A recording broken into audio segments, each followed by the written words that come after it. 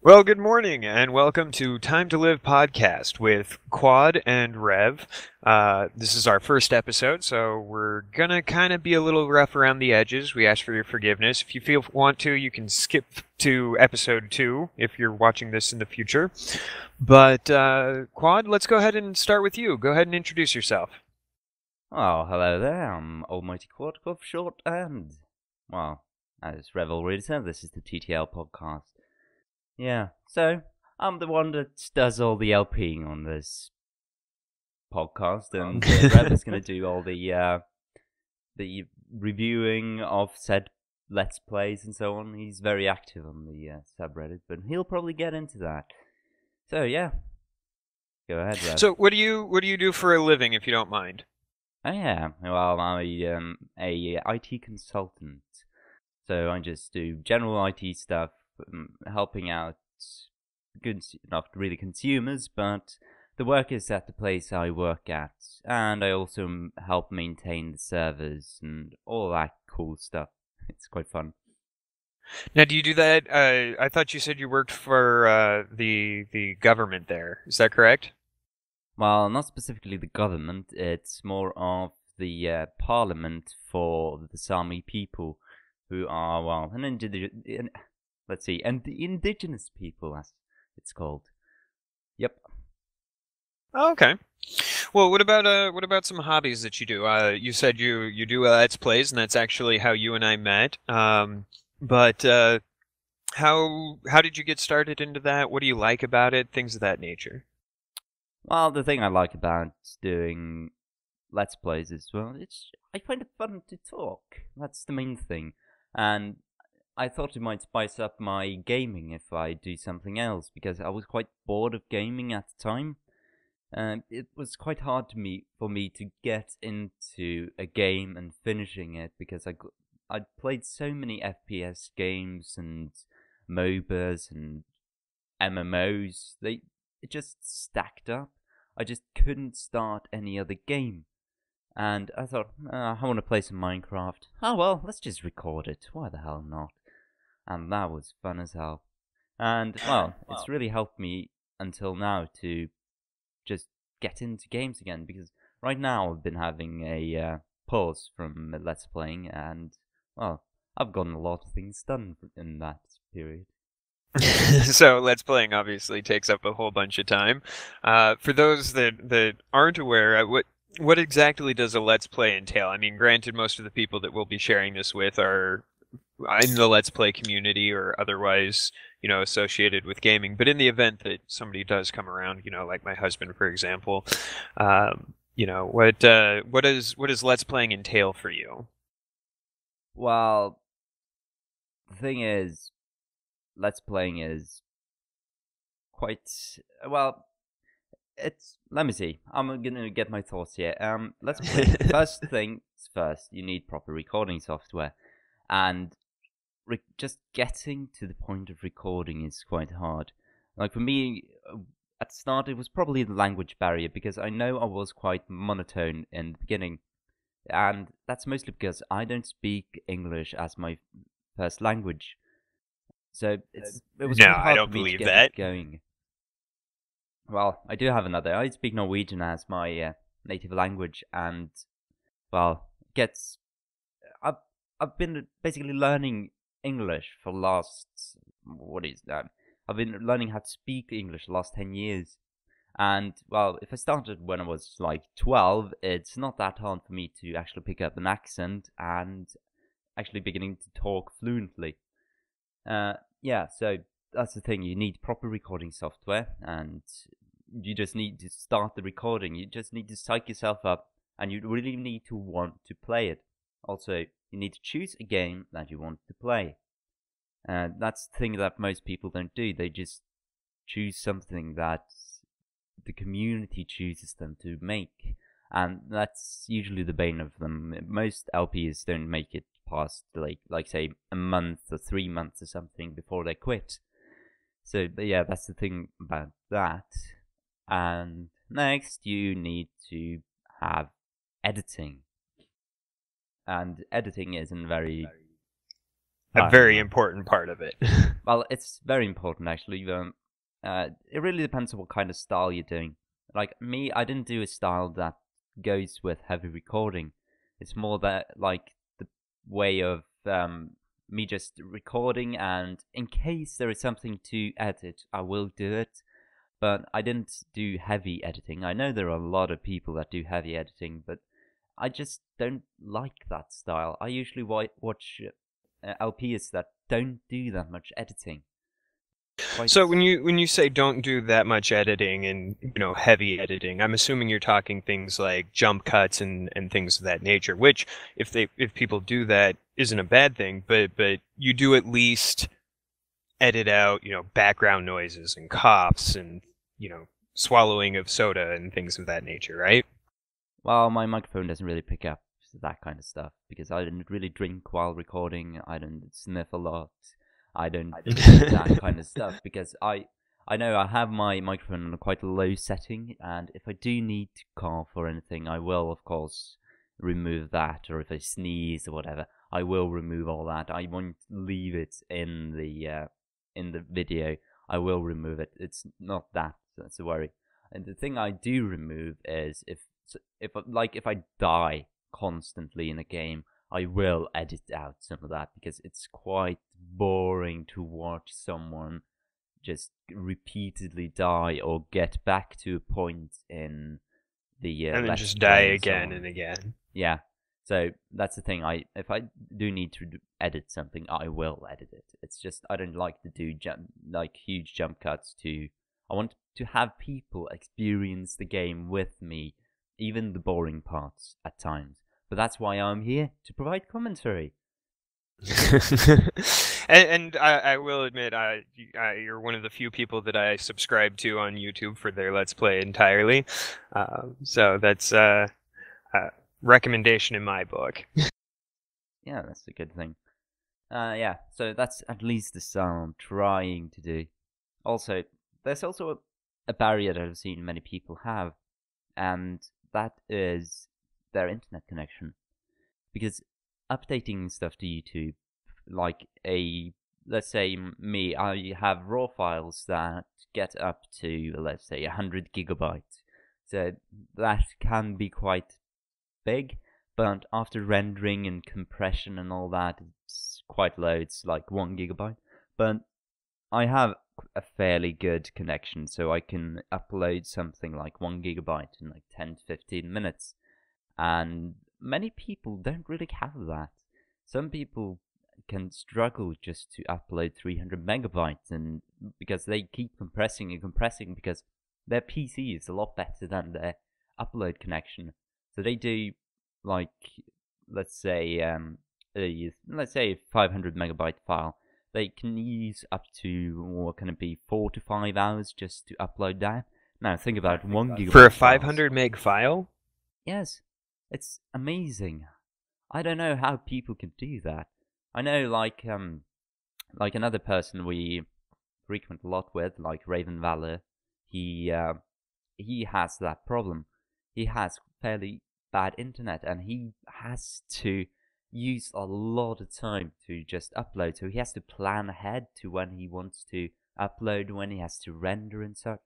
Because the thing I don't like about the thing I just struggle with is getting the rendering out, because I'd like to play while I'm awake.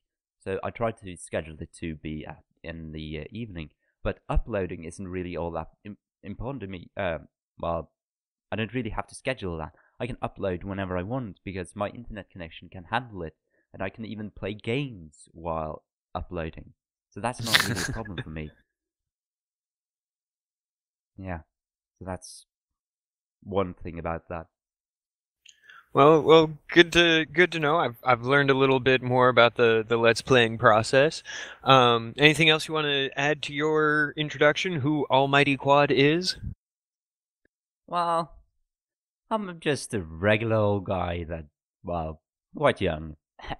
Let's say that. I'm 22 years old, so that might be something to add, I guess. There's not too much to add about me because, well, I don't really go into that much personal stuff in my videos. I try to keep it like for the game. That's the thing. Fair enough, fair enough. All right, well, I am Reverend, known on Reddit as Reverend DS, also in the IRC channel that we have. I met Almighty Quad because of the Let's Play community. He started interacting on the channel and through the subreddit, and we just kind of went from there. I am old, pushing old, and live in sunny Southern California, except it's kind of overcast today. And yeah, that's I do medieval combat as a hobby. Technically, it's a LARP, but we focus more on the live action aspect as opposed to the roleplay aspect. I'm an avid gamer. I just finished up a Splinter Cell marathon, all of the Splinter Cell games in release order. What else? What do you do? Shoot. Oh, yeah, I'm a data center engineer. We do co-location services in Agora Hills and a business class ISP, so I do everything from configuring T1 routers and testing circuits and stuff like that, all the way up to building co-location cabinets for customers to put servers in. I've been really busy recently with a new project that we're working on. It's we're abandoning one of our remote centers, Knox. That's Network Operations Center for those of you that don't know. And excuse me, didn't mean to blast your ear out there. We are getting rid of a whole bunch of stuff. We have hardware that is 10 plus years old. I just received authorization to begin on my project to migrate all of that over to a quasi-cloud environment. I dropped $20,000 on new hardware, and it arrived Friday afternoon. So next week, I'm going to be beyond hectic as we transfer everything over, build up the environment, and start transferring data. Oh yeah, it sounds like it's gonna be a lot of fun. Oh, believe me, we sent out our first notification blast on Friday afternoon, so yesterday. And it basically was saying, hey, everything that you guys rely on, we are taking down for a period of time on the 14th. So we were sitting there trying to think, well, we could send it out on Monday, but Monday is April 1st, and some of our customers might not understand that that's not a joke, so we'll send it out Friday and then again on Tuesday. Right. But it really is, we're migrating everything. We're virtualizing DNS and removing all of our legacy web hosting and email customers, as well as our load balancers and just about everything. So. Oh yeah, it sounds like it's gonna be a ton of fun. Yeah. Let me just ask a couple of questions there. Go for it.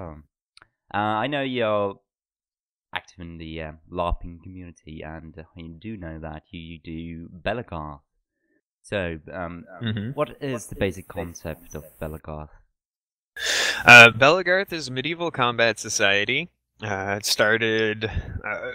technically, we've been around for about 30 years. There was some politics that ended up splitting, but Bellegarth as a sport, the concept of heavy foam fighting, as we would call it, would be about 30 years old. Some guys were reading Lord of the Rings for a college class and decided it would be really cool to reenact some of the battles for that. So they went out and they got some PVC piping, some foam, and some duct tape, and started beating the crap out of each other.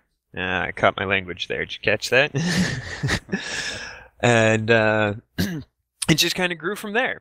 So right now, I'm a kind of a mentor figure for a local chapter. It's based off of the group. The chapters are called realms, and they're organizational units for geographical regions. So inside that, I have my unit, which is basically my sword fighting family, and then we just practice at least once a week. Minimum requirements for active realm status or chapter status is that you practice at least once a month. And I'm trying to think what else. It's full force, full contact. There's no planning out, okay, so you guys are going to maneuver over here, and then we'll maneuver over here, and at the end, this team will win. It's really what you can do and what you can stop the other person from doing.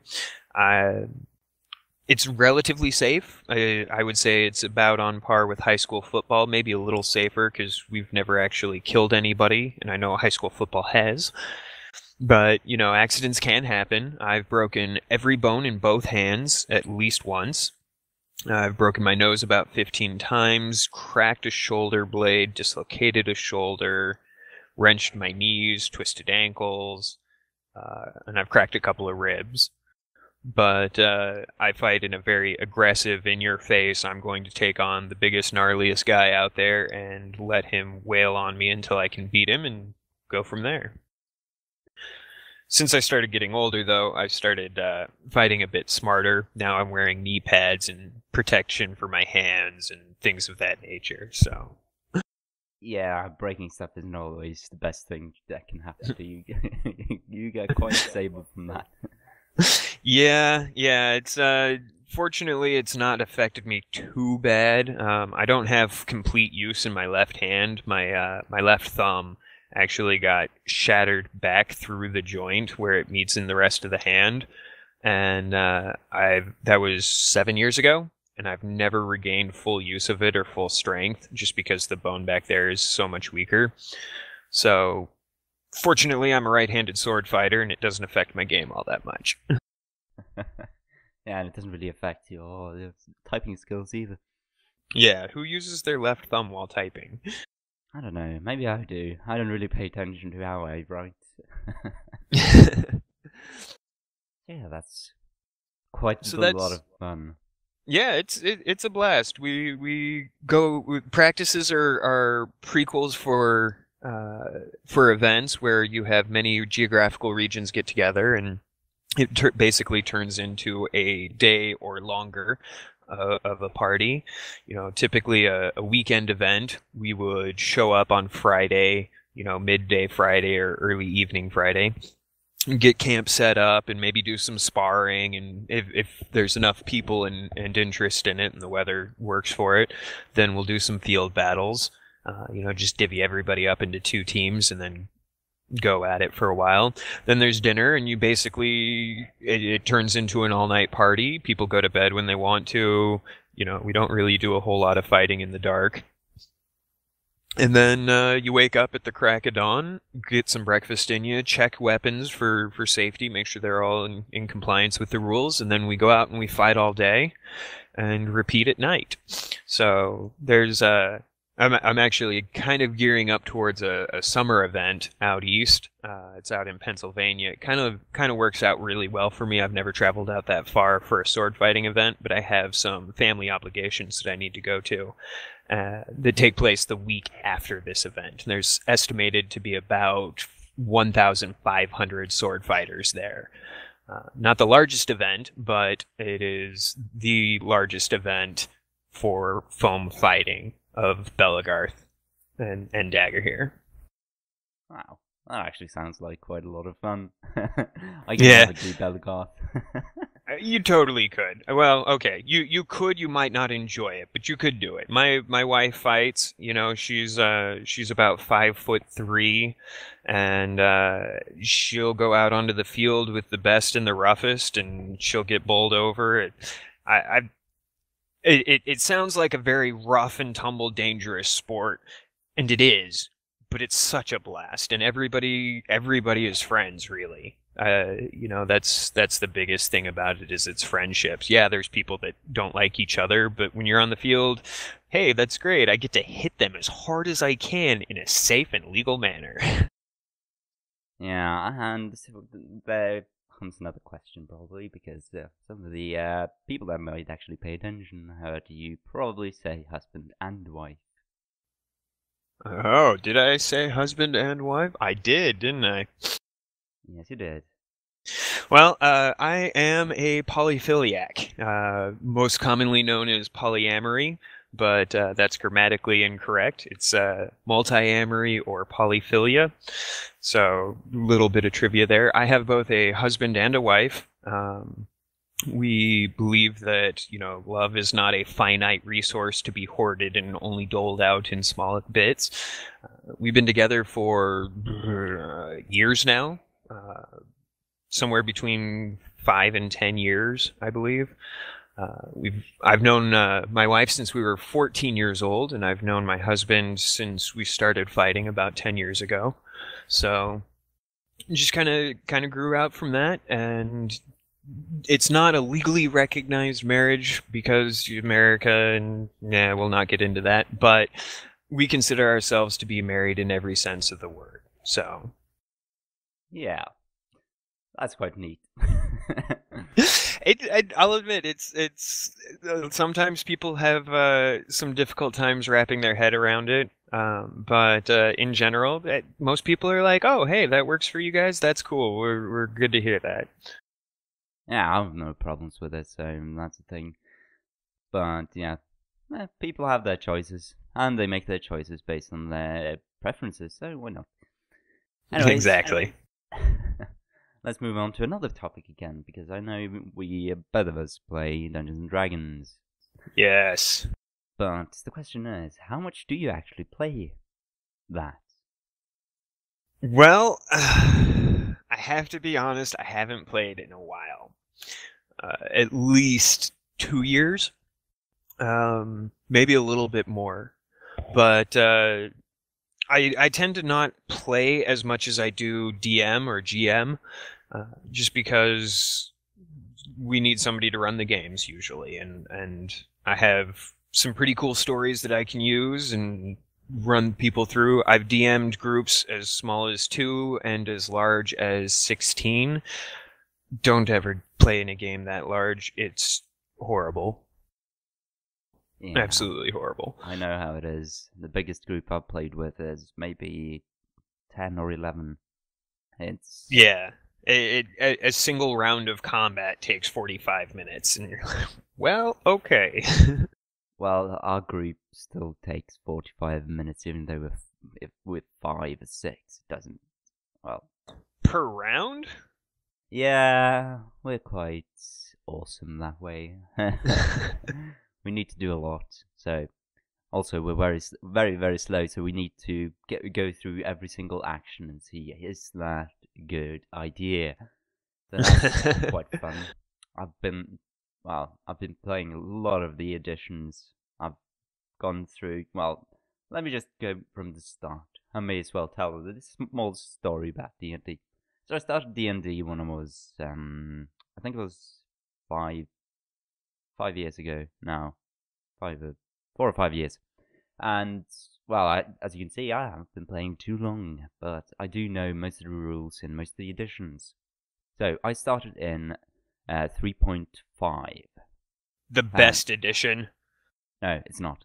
And then I went over to 2nd edition for a while. Actually, we had a DM that only did 2nd edition. We've now gotten him over to 3.5, so that's no worry. And then I went over to 4th. We figured out that sucks, so we don't do that anymore. And then we went over to Pathfinder, which people call 3.75. Yeah. And that's the best edition. It's the most balanced. I will cede that. I will cede that to you. Yeah, it is the best edition because it's actually play made, so it's quite a lot of fun. We've been quite active, not lately though, because our main DM has been traveling a lot, so we haven't really had any opportunity to play it. So we've been playing a lot of board games. Yeah. Okay. Well, cool. For me, I'm a 3.5 guy. It's one of the best D&Ds in my opinion. I've played AD&D, I've played 1st edition, I've played 2nd edition, I've played 3.0. I have not touched, I will be honest, this is part of my elitism showing through, I have not touched 4th edition. I think it was too much of a cash grab, and it's nothing against Wizards of the Coast. You know, they have their marketing plan. And I think it serves a good purpose in bringing new people into role playing, but I don't care for the mechanics. I've read through the DM's guide, I've read through some adventures, I've watched other people play it, and for me, it seems like a video game turned into a tabletop. And I like my role-playing games to be different from my video games. Does that make sense? Yes, it does, because it's way too easy. That's the thing about D&D. It's not supposed to be always easy. You're supposed to be struggling a bit. You're supposed to be dying sometimes. It really depends on the DM whether you're gonna die or not. It's not the based DM on the and the game. players. I mean, as a DM, I am a very firm believer. This might sound bad to some, but I cheat all the time when I'm DMing. But it's never I'm cheating so that people will get punished for something. It's more of a fudging because, I have the opportunity here to make for this really cool story moment, but if I went with dice as I rolled it behind my DM screen, half the party's going to be dead by the end of this, and it's not really any fault of theirs, it's just what happened, So for me, I tend to fudge a lot when I'm DMing. As a player, I'm very strict in the open, this is what's going on, but at the same time, what happens. I don't like the idea of power gaming, min-maxing type deal. Not in D&D. Video games, totally separate. That's the thing about 3.5. There's a lot of opportunities to min-max a lot because you've got all your books in your disposal. I know most people do have a tendency of banning some books and restricting to certain core books and so on. And, for example, you only do the core books and complete a series and so on. Many people do that, and I know how it is because I've done some min-maxing, but later on when I've done it a bit, it's good old pun. Anyways, after a while I just find it quite boring because I usually want to role play. I want to survive, so I make a good character, but I still want to make them because of role playing purposes. That's the thing about D&D. It's all about role playing, and yeah. I do agree with you on that DMing part where you're supposed to, fudge the die a bit. I know our DM does that all the time, and, well, he does have a tendency of doing that as well. Like, we use a critical hit table where there is a possibility of instant death. So, the thing he does usually when we are in, like, an epic boss fight or something, if we roll a 20 and we crit, he has a tendency of not giving us the instant kill. He rather gives us, for example, 4 times the damage and so on. So I know how it is, and he doesn't really like to kill players either, so that's the thing.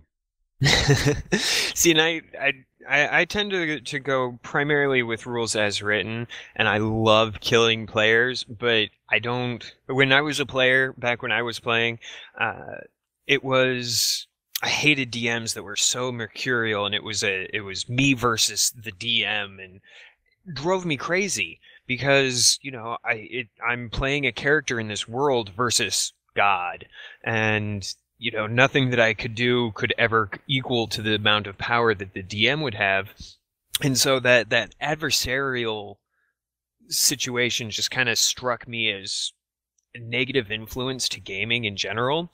And that's kind of what started getting me into DMing itself, was that I had the opportunity to watch this guy, and this guy was legitimately a good DM. He was just very anti-player as a DM. And so I was able to take a lot of what I had learned from the style that he had and things of that nature and modify it into something that I found appealing. And I've managed to have a lot of other people that have said I'm a pretty good DM. So, I will set an impossible situation to my players, but I will also allow them, there's always 3 solutions to any situation. There's the, I'm going to try and hack them up solution, and if they go that route and they succeed, that's awesome, but I'm not going to feel bad about them dying if they don't. There's the sneak pass type option, and then there's the let's just run away type option. always leave an out for my players, even if it looks absolutely impossible. They just have to look for it. Yeah, our group, we are quite the power games. We don't min max per se, but we usually have very powerful characters, and our DM likes to play like that because he wants epic adventures. We are super powerful. We have, well, not super powerful. We have pretty good stats, and from that we can become really powerful. So usually when we die, it's not because of the DM, because our DM has the tendency of letting us do what we want. So we can go off to wherever we want. We can even just ignore everything that's happening in the world and just go hunt rabbits if we want to. You won't say anything against it, but that's the tendency. We usually die because we go into battles that are way too powerful for us. But somehow, usually, we do get through it. Like, if we go against pit fiends and balors and all that, it's quite fun. Now, does your party tend to have infighting at all? A bit like PvP. Kind of, but not necessarily PvP directly. More of a for characterization purposes. One of the last games that I played, one of my best friends and I were playing half-elf twins for whatever purpose. I don't even remember. And all of our entire party was either elf or part elf. And it just worked out that way, except for this one friend of mine, Dash, who decided he was going to play a dwarven fighter. And because he's a dwarven fighter, he was the stereotypical dwarven fighter. He's drunk and he hates elves and blah, blah, blah. And it created kind of a central plot point to our party, not necessarily to the campaign, but to the party, that we were constantly at odds. He was trying to take care of himself and the rest of our party would, do pranks. Like, we lined the bottom of one of his backpacks of rations with dragon's acid. And it burned through his backpack in slow amounts, and he lost a whole bunch of his rations and had to keep buying backpacks and things of that nature. And we ended up pulling all of that around through the course of the campaign because, sure, we were all tormenting him and he was tormenting us, but we learned that we could trust each other in character and things of that nature. So it ended up being a very bonding experience for our characters. We were all friends outside the game before this, but our characters all became very good friends and all of that. Does your party, does your gamers have that kind of strife between each other in game? Yeah, we can have that because let's see, our DM started up a sort of a elf campaign. It wasn't really set in stone what we're gonna do in the campaign because he never goes into a campaign. Well, almost never goes into a campaign with a set goal. So he just hopes that we go that way usually. And we usually end up doing it because he's really good DM. But the thing is, we do have that strife. So the way we started that was one of us had to be an elf because of I can just say we play in the realm Forgotten Realms. I don't think you do. You play in Eberron, don't you? I actually play in a homebrew world. Okay. And, well, yeah, so we did that and we were supposed to go and, well, we weren't really supposed to do anything, but yeah, it started up as an elf. One of the guys and another guy chose an elf as well. I chose a human and another guy chose a human. And then we have two other elves as well, but they kind of stopped playing after a while. But the thing is, yeah, we went on, we did some stuff, and so the other human left, and I ended up as being the only human. And, well, there were elves all around me and all that cool stuff. But we were quite good friends until some stuff happened and I alienated everyone. So there is always that kind of thing. We did bicker a bit because of them being elves and me being human and so on. I was being called, for example, elf friend by all humans, but the elves wouldn't really recognize that and so on. And yeah, so that's the guy that actually eventually turned out to be an elf. Well, not turned out, but got converted into an elf. So that was It's like changing it. Yeah, I got baptized as an elf. yeah. I got turned into an elf literally, so that was quite fun. And we do have the thing where, for example, I've played a dwarf and others have played elves and humans and whatever they choose to play. And there's always some bickering amongst the group. Right now we have a sort of a, you know how the plot of Baldur's Gate goes, ball spawns and all that? Yeah. Yeah, we have sort of that kind of thing going right now. And there we are, like me, I am a sort of a celestial, so I'm a heavenly creature, while other people are half demons and half devils and so on. So there's the thing there where we constantly bicker because we can't decide on what's the course of action to do. So we often just split up and go do our thing whenever we need to do something really good, just do something really evil and so on. But the only reason, for example, I'm alive because I am almost the only good character is because I turn out to be quite powerful sometimes when I play a caster or something. So yeah, that's the fun thing. They can't do anything against me because I'm so powerful, and I won't do anything against them because they need to help me do what our goal is eventually to do. So you're a pragmatic celestial. Sort of. I don't really. I need to do my goal. I'm not like a lawful good guy. I'm more of a let's see. I'm probably neutral good. So I usually care about what my goal is, and my goal is to stop someone from destroying the world, and that's not a good thing. Gotcha. All right. Well, what do you say? People fairly introduced to us? I think so. I'm sure we'll get to know each other and our audience a bit better as we go on. But yeah, kind of the point behind the entire podcast was just our views on gaming from one end of the spectrum to another. You know, from let's playing and video games all the way to D&D and board games to LARPing, and we're gonna have an episode on LARP, I promise. Mm-hmm. You know, but we're kind of goal is to talk over all of it, our views and things of that nature. So let's kind of dive in. There's a relatively large video game release that just recently happened. I personally have absolutely no interest in the game itself for personal reasons. I don't deal well with horror, suspense, thriller type stuff, and it took me 6 months to play the first BioShock, so Quad, why don't you share, without spoilering anything, share some of your experience with BioShock Infinite? Yeah, so I wouldn't really say it follows the horror aspect of the other games. There aren't like zombies like there were in BioShock, well, the first and second BioShock. There aren't Big Daddies and so on. I'm not too sure about the timeline of it, if it's before or after, if it's in another dimension or whatever.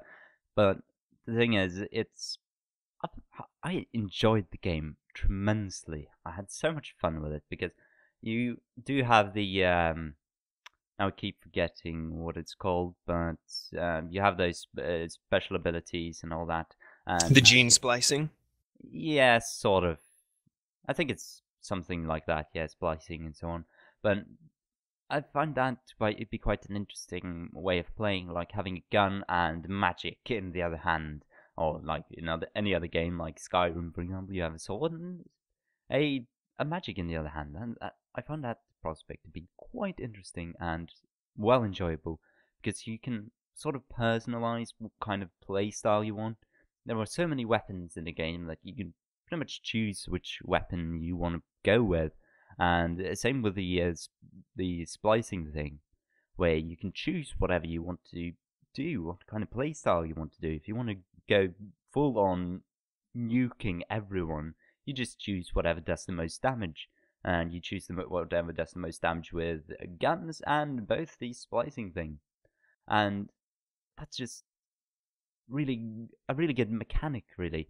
Like me, I chose to have a weapon that does a lot of damage, and in the splicing bit, I have something that protects me or disables foes or whatever, and that's just I find it very interesting. So it's been years since I've played the first BioShock, and like I said, it took me months, and it was broken up into little chunks. So I remember almost nothing about the gameplay mechanics of the series. I haven't even touched 2, but when you say, magic in one hand and gun in the other, is it literally that you have a gun out in one hand and you can still cast with the other?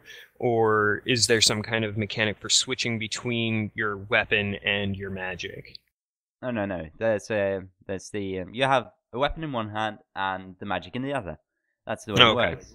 So, but you still can't, for example, zoom in or like look down the iron sights or down a scope while casting a spell. You have to cast a spell and then have the other weapon in the other hand. And I found it to work quite well. It seemed like they actually tested it, which is a good thing. And I just really like the way it's played like that. But yeah, there are more things to the game as well. Like let's see, the exploration aspect of it. You kind of have you. It's not open world. It's very linear, like the other games. But you can still run around and explore. There's so much to explore in that game. You have all those voxophones, whatever they're called, like records of people that have lived in the city and so on. And listening to those can bring you quite a lot of insight into what's happening, what the politics are in the game, and so on. And it's just, you need the thing that the reason why I, for example, took 10 hours to complete the game is because I have a tendency of having to go to all those places and just check out what I can find there. All the loot that I need, all the money and so on. I just have to know what's over there. If there's something interesting I can find. Although I know after I've finished the game I didn't really find everything because, well, I'm really bad at looking, but I do find stuff. I did find a lot of interesting stuff. Like, I can't remember what that music was, but I find some quite modern music. I think it was from, that music was from 1970s or 1980s. And the game is set in 1912, so that was quite interesting. I can't. So you found some 70s or 80s rock music in not rock game? music, but yeah, something like that. Yeah, that was quite interesting.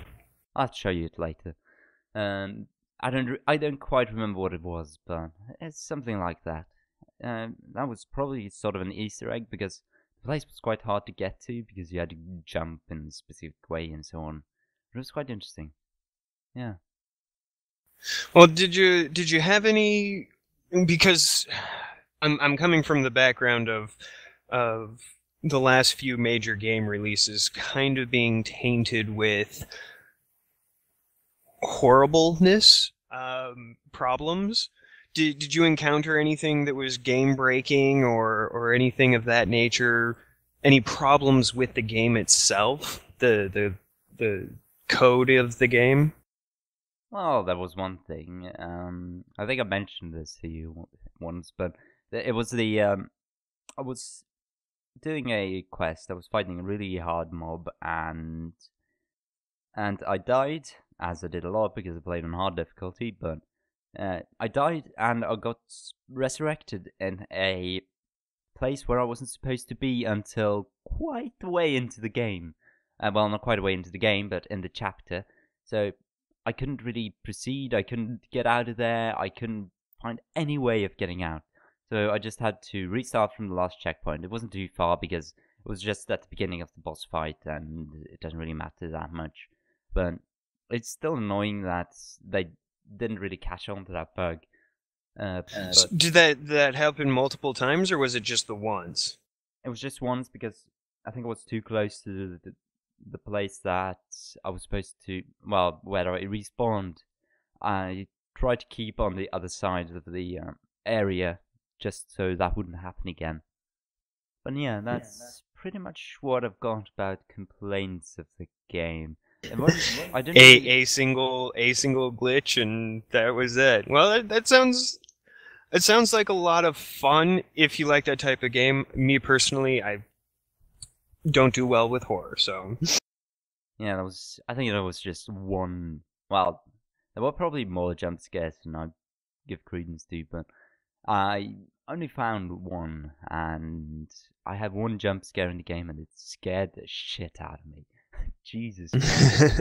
It's just like in the first game. Like, you look at one thing, you're looting, and suddenly you turn around and the guy stands behind you. It's so annoying. That's the thing that really catches me. It didn't happen a lot in that game, but just once. You didn't really expect it to happen because it hadn't happened before. So that's a thing that can really catch you on your heels if it just happens once. So that was quite interesting. So how do you feel about we were kind of talking before we started recording, but BioShock Infinite was actually leaked earlier in the week, 2 or 3 days before the game was set to release. Do you think that might have affected the overall perception of the game by the populace?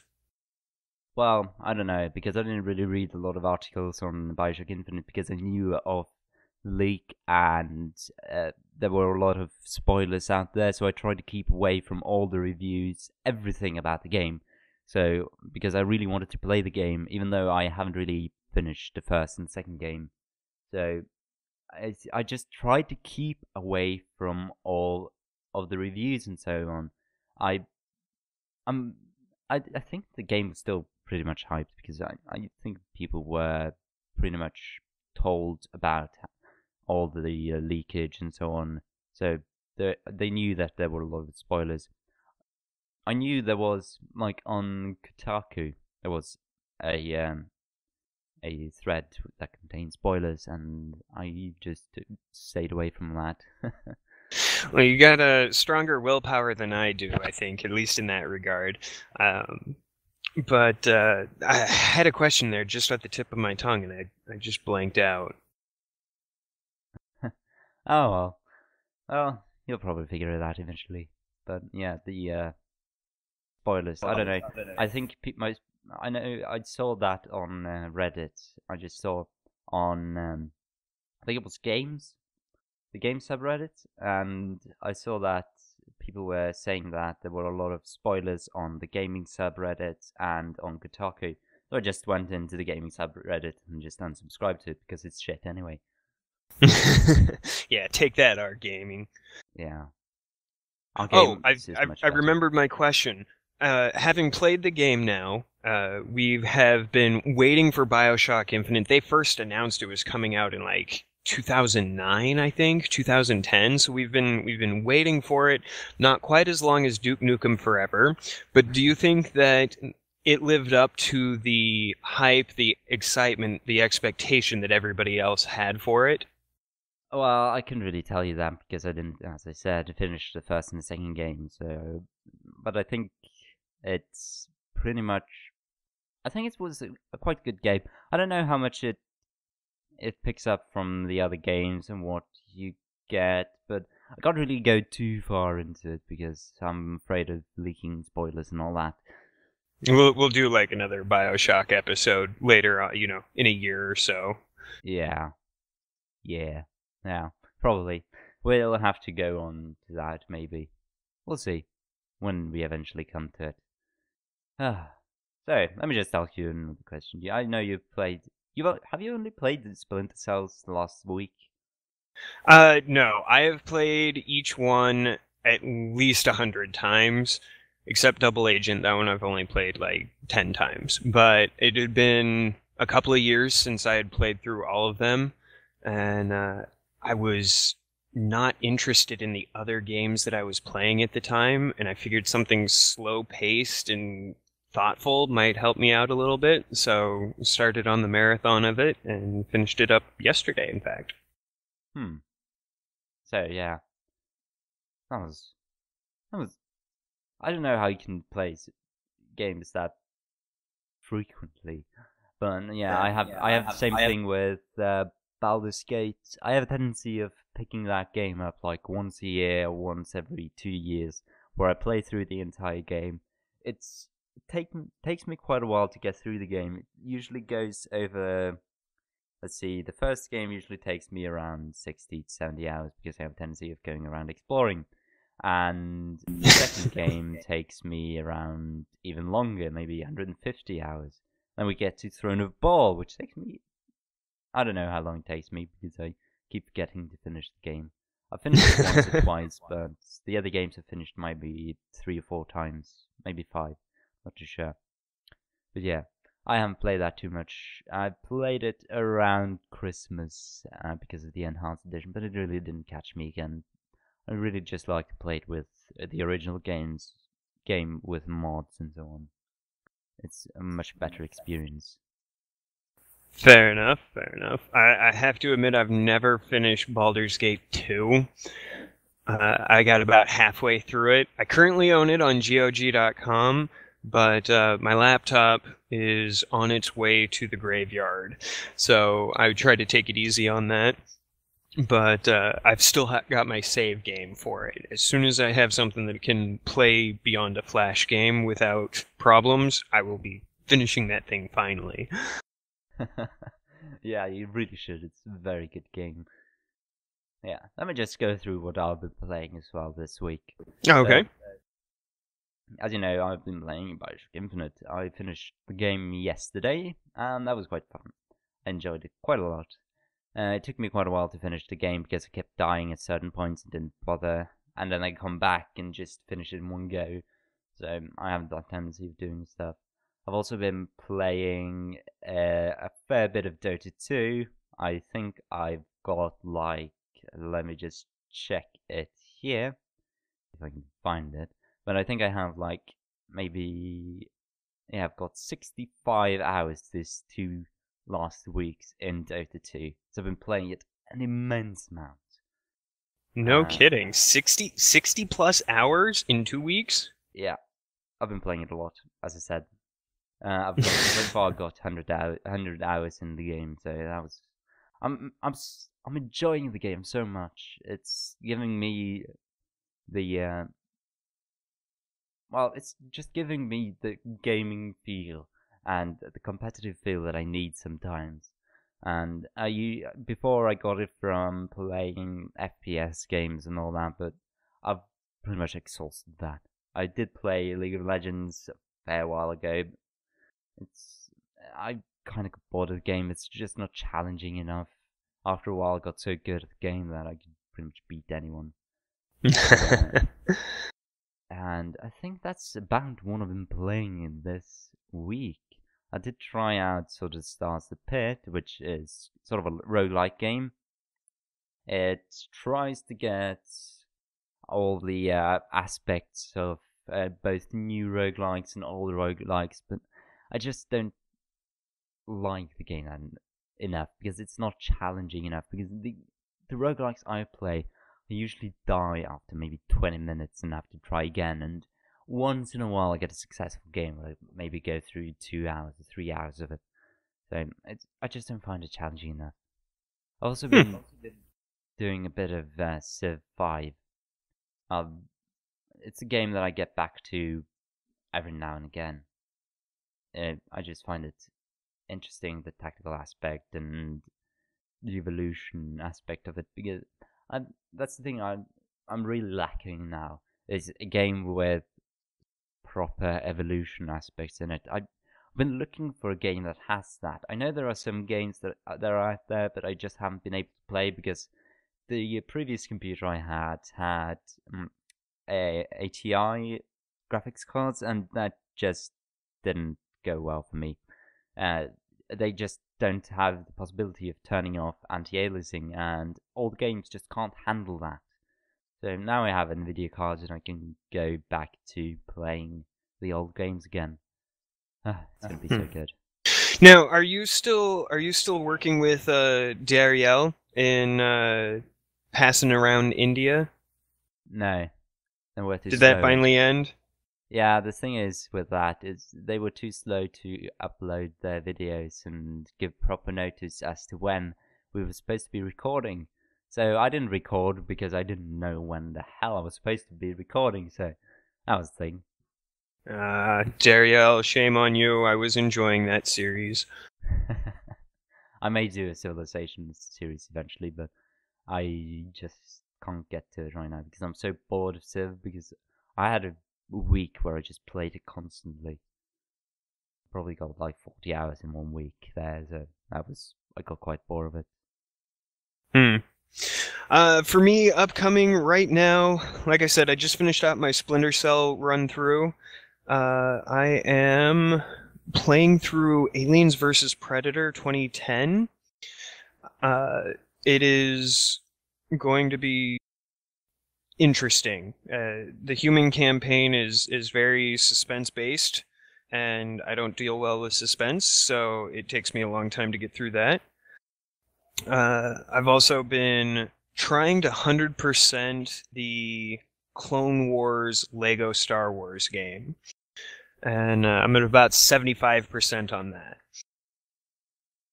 But for day-to-day playing, I just kind of alternate between those. Every once in a while, I'll throw some Minecraft on my Xbox and play that while I'm listening to or watching Let's Plays.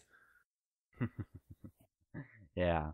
I'm probably just looking forward to... So far, I'm probably just looking forward to Age of Empires 2 HD, which will be out 9th of April. Man, that's quite a while away. So, the 9th of April, quite a while. No, see, you at least, the game you're anticipating, is like a month or two. The next game that I'm anticipating is October. Which game is that then? Assassin's Creed 4 Black Flags.